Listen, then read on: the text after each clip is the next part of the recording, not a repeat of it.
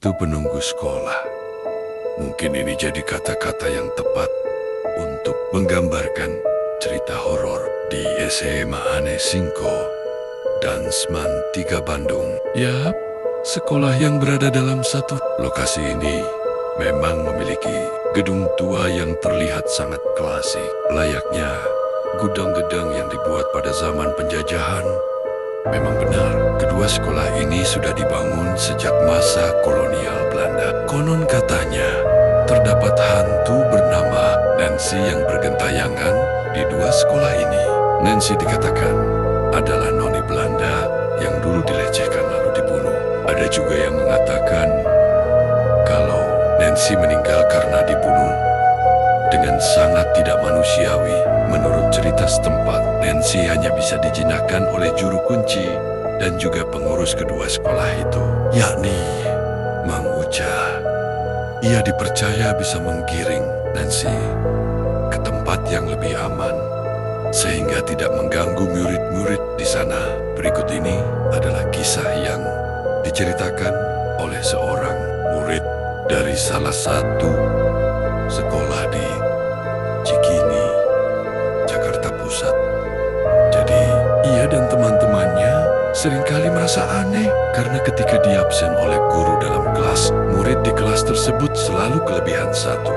Ia dan teman-temannya tahu bahwa ada hal aneh yang sedang terjadi dalam kelas mereka.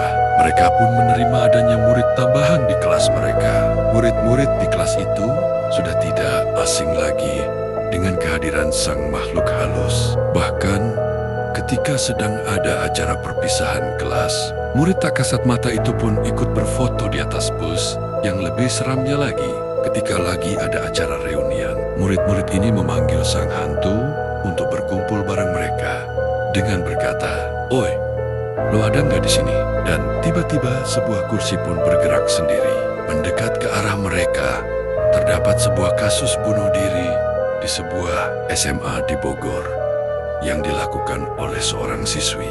Suatu hari, salah satu siswa di sekolah tersebut merasa heran mengapa ada satu kamar mandi yang selalu dikunci dan gelap, bahkan tidak boleh digunakan oleh murid-murid di sana.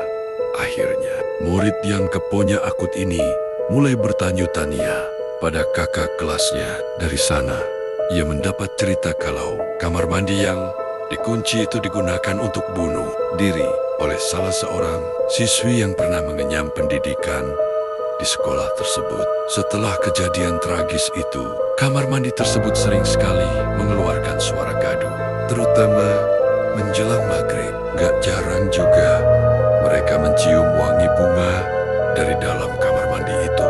Ada pula yang melihat ada sosok bayangan putih menggunakan seragam SMA yang menembus pintu kamar mandi tersebut.